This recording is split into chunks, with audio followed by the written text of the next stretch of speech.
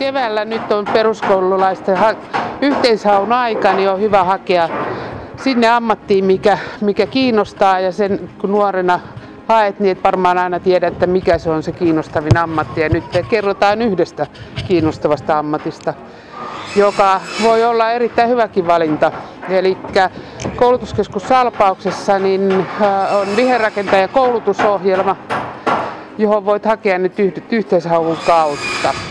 Ja täällä koulutetaan viherrakentajia, eli kädentaitajia erilaisiin rakentamisen osa-alueisiin. Me keskitetään pihojen pienimuotoiseen suunnitteluun, rakentamiseen, ja rakentamiseen kuuluu niin kivirakentaminen, puurakentaminen, joku taustalla näkee. Täällä harjoitellaan tällä hetkellä puuntyöstöä, ja sitten myös kasvit on yksi olennainen osa. Koulutusohjelmassa opettajana ja olen toiminut nuorten kanssa pitkälle yli jo 10 vuotta. Työ on erittäin mukavaa ja haastavaa, ja nuorten kanssa on hauska tehdä töitä. Viherrakentajille täällä opetetaan perusasioita viherrakentamisesta, johon kuuluu kasvien tuntemus yhtenä tärkeänä osana. Kaikki mitä pihalla rakennetaan, niiden elementtien tuntemus ja kuinka ne rakennetaan, sekä puurakentaminen on tullut yhtenä osana. Koetaan, että myös viherrakentajan on hyvä tietää, miten puuta työstetään, ja siihen meillä on hyvät mahdollisuudet harjoittaa sitä täällä koulutuskeskus Salpauksen talonrakentajien työhalleissa. Meillä on myös viherrakentamisen kiveystöiden osalta niin erittäin hyvä halli, missä voidaan harjoittaa kaikkia kiveen liittyvää. Siellä voidaan tehdä portaita, muuria, tasokiveyksiä niin betoni- kuin luonnonkivestäkin. Ja kasveja opiskelemme sitten pääasiassa niin, että teemme pieniä retkiä ulos, ja myös sitten paljon omaehtoisesti opiskelijat sitä tekevät.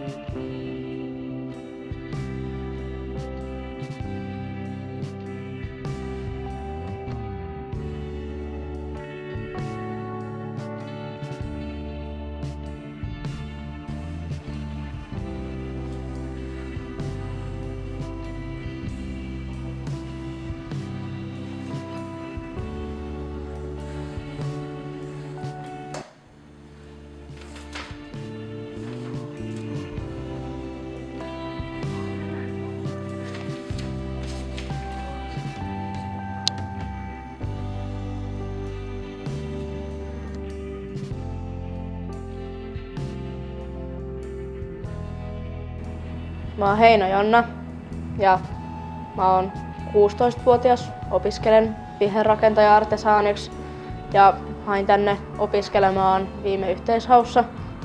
Ja tää oli mun viimeinen hakuvaihtoehto ja pääsin tänne ikään kuin viimeiseksi tämmöiseksi turvapaikaksi. Ja opiskelu on ihan monipuolista, paljon eri juttuja ja opetellaan paljon erilaisia asioita. Ja tehdään paljon, opetellaan käytännön tekemisen kautta paljon. Teoriaa on aika vähän, vaikka voi sitä välillä olla ehkä vähän enemmänkin. Ja, nyt tiedä.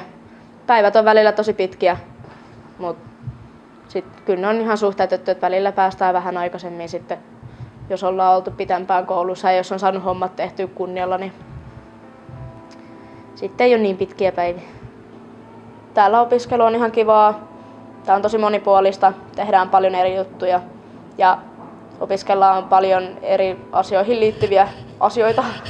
Ja opetellaan käytännössä kaikkea tekemisen kautta, että aika vähän hinutetaan luokassa ja lueskellaan asioita paperista, kun eihän niitä silleen opi.